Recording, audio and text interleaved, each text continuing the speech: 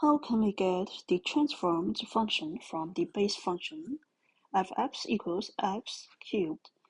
Okay, now we need to know this is the base function. According to our knowledge we have studied, this base function is a little special, right? This is the base function, okay? We can figure out the graph of this base function from several key points. If x equals 1, x cubed equals 1, x equals -1, x cubed equals -1, x equals 0, x cubed equals 0. That is to say, if x less than 0, x cubed also less than 0, x greater than 0, x cubed also greater than 0.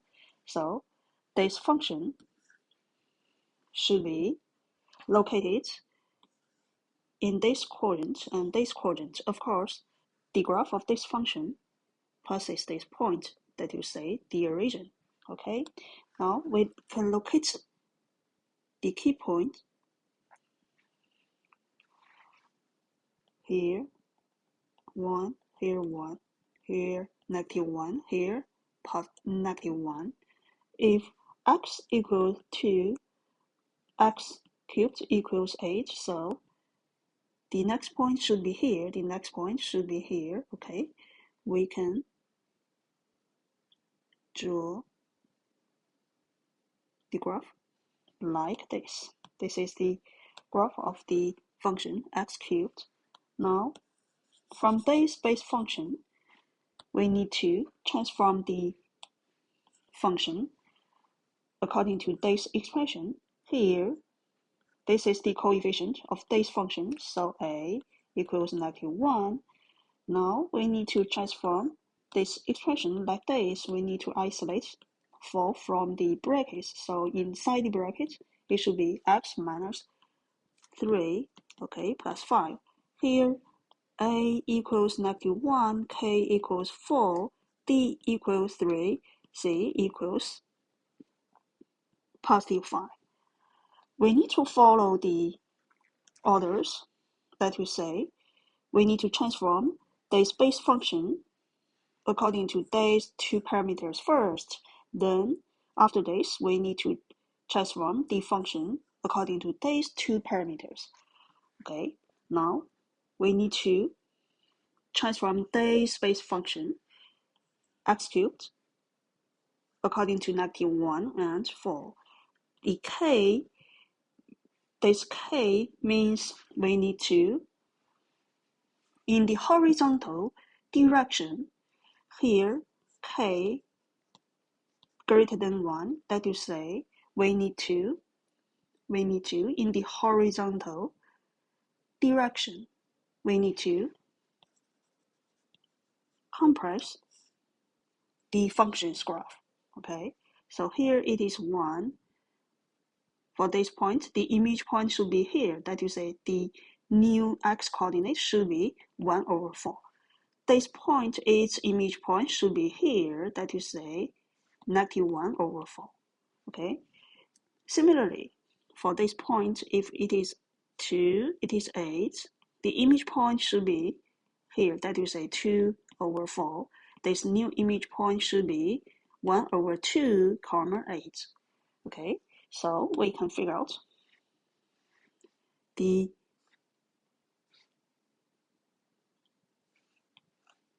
transform function should be like this. That is to say, in the horizontal direction, we compressed this function to this function. So it should be f for x. Okay. On the basis of this function, we need to, according to this parameter, that is to say, we need to reflect this graph over x-axis. So this branch should be like this. This branch should be reflected over x-axis. It should be like this. So the new graph should be like this.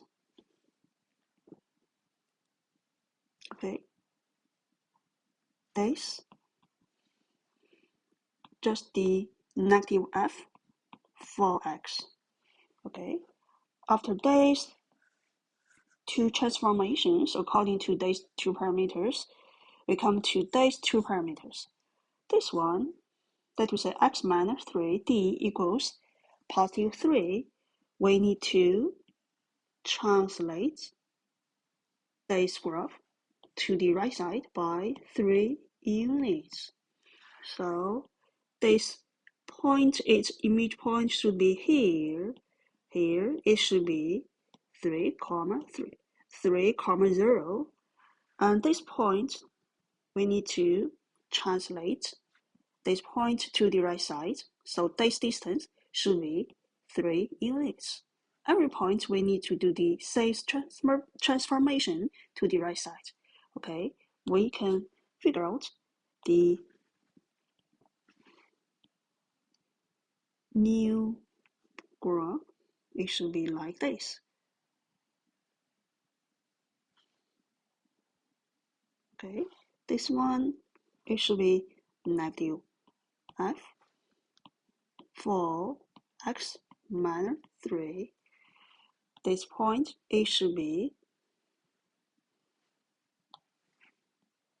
the image point of this one. This distance, it should be 3 units. Okay, on the basis of this function, we just need to translate its graph upwards by 5 units. So this point, it should be here. Okay, this y coordinate should be 5.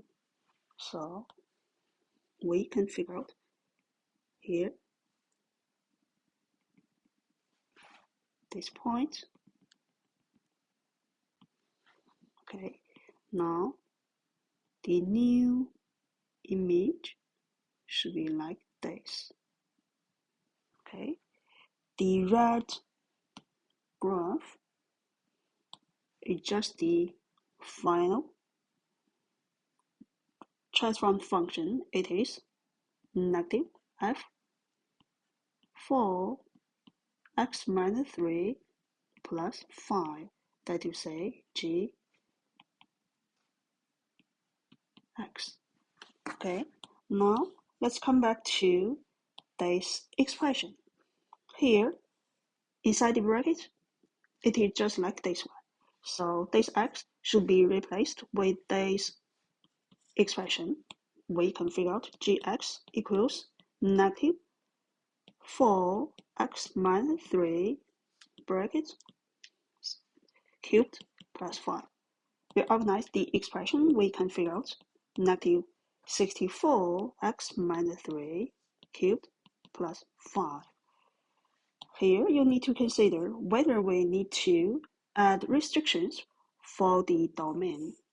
Okay, from the graph, you can figure out domain should be the real number. Okay, so we don't need to do any restriction for the domain. That you say, this is the final expression of the transformed function from the base function x cubed. That's it. Here it is the graph of this transformed function. We use this method to mark the final functions graph.